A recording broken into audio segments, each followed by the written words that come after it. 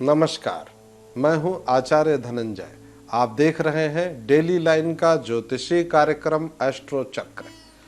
शारदीय नवरात्रि के आरंभ के बाद से नवरात्रि के पंचम दिन, जब पांचवें दिन की बात होती है, मां स्कंद माता के पूजन का विधान है। मां स्कंद माता मोक्ष के द्वार खोलने वाली मां के रूप में पूजी जाती है। कहा जाता है कि मां स्कंद माता भक्तों की समस्त कामनाओं की पूर्ति करती है। मां दुर्गा के पंचम स्वरूप देवी स्कंद माता की उपासना से भक्त की सभी इच्छाएं पूरी हो जाती है, जीवन में खुशहाली आती है। संतान प्राप्ति के लिए स्कंद माता की आराधना का विधान है। स्कंद माता के पूजन से भक्त को मोक्ष की प्राप्ति होती है। सूर्य मंडल की अधिष्ठात्री देवी के रूप में इनको पूजा जाता है। इनके पूजन से व्यक्तित्व में अलौकिक तेज और कांति की उपलब्धि होती है। जो भी जातक इनका पूजन विधि विधान से करते हैं, उनका व्यक्तित्व कांतिमय हो जाता है। मां स्कंद माता का स्वरूप दिव्य है। आप सभी दर्शकों को मैं इनके इस दिव्य स्वरूप के विषय में बताता हूं।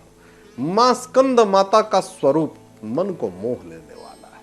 इनकी 4 भुजाएं हैं, इनके 2 हाथों में कमल है। मां स्कंद माता की गोद में भगवान स्कंद बाल स्वरूप में विराजमान है। आप सभी दर्शकों को मैं सरलता पूर्वक एक और बात बता देता हूं, जो कि कई बार जटिल शब्दों में यह स्पष्ट नहीं हो पाता है। स्कंद के रूप में जो बालक हैं भगवान कार्तिकेय जी हैं, और उन्हीं के बाल स्वरूप को हम लोग शास्त्रीय भाषा में, जो हमारे पौराणिक ग्रंथों में उल्लेख है, स्कंद कुमार के नाम से जानते हैं। और इसीलिए मां के इस दिव्य स्वरूप को मां स्कंद माता के रूप में हम लोग पूजते हैं। मां स्कंद माता, इनका वाहन सिंह है। शेर पर सवार होकर के मां दुर्गा अपने पंचम स्वरूप अर्थात मां स्कंद माता के रूप में भक्त जनों के कल्याण के लिए सदैव तत्पर रहती है। मां स्कंद माता की जो पूजन की विधि है, आप सभी दर्शकों को मैं बताता हूं। नवरात्रि के 5वें दिन इनके पूजन का विधान है। देवी भागवत पुराण हो, मार्कंडेय पुराण हो, इन सभी ग्रंथों में जो पूजन की विधि का वर्णन है, आप सभी दर्शकों से मैं कहूंगा, कुछ विधियां जटिल होती हैं और मां भगवती का पूजन सरल नहीं होता है।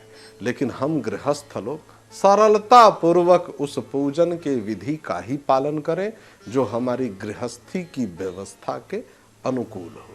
कई बार मैं देखता हूं कि तंत्र मंत्र ज्योतिष या अलग अलग तरह की धारणाओं के अधीन होकर के जातक भटक जाते हैं। आप सभी से मैं कहूंगा, बड़ी सरल नियमों का पालन करिए। सबसे पहले स्वच्छता का ध्यान रखिए, स्नान ध्यान करिए। स्नान ध्यान करने के बाद स्वच्छ वस्त्र धारण करिए। मंदिर या पूजा का जो आपका स्थान है, वहां पर लकड़ी की चौकी पर मां स्कंद माता की कोई मूर्ति या उनकी कोई तस्वीर स्थापित कर लीजिए। गंगा जल के छिड़काव को शुद्धिकरण की प्रक्रिया में सबसे महत्वपूर्ण माना गया है। कलश में जल, कुछ पुष्प और कुछ धन सिक्के के रूप में आप डाल दीजिए। कलश को ढक करके रख दीजिए।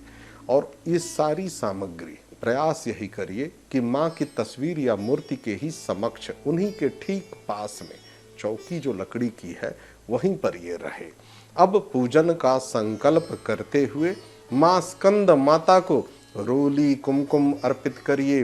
देखिए, जो मैं सदैव कहता हूं, जो वैदिक अपनी व्यवस्था है, पंचोपचार और षोडशोपचार पूजन का विधान है, जिसमें हम आवाहन करते हैं, उनके दिव्य स्वरूप की स्मरण करते हैं, फिर पूजन करते हैं, उनको भोग लगाते हैं, आरती करते हैं। ये जो विधि है, इसी विधि का आप पालन करिए। मां को नैवेद्य अर्पित करिए। धूप दीप नैवेद्य, इस प्रक्रिया को जो संक्षिप्त में मैं सदैव कहता हूं, धूप और दीपक से मां की आरती करिए। कपूर की आरती को बड़ा ही शुभ माना गया है।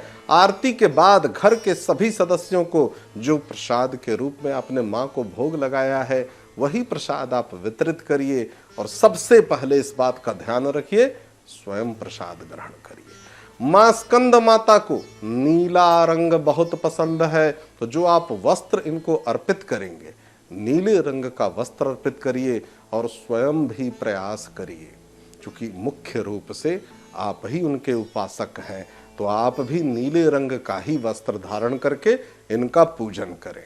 मां को केला फल के रूप में बहुत ही प्रिय है, केला का भोग लगाइए। ऐसा करने से मां निरोगी काया देती हैं, सदैव जातक स्वस्थ रहता है, नाम यश कीर्ति की प्राप्ति होती है। आज के कार्यक्रम में बस इतना ही। आप सभी दर्शकों का बहुत बहुत धन्यवाद। नमस्कार।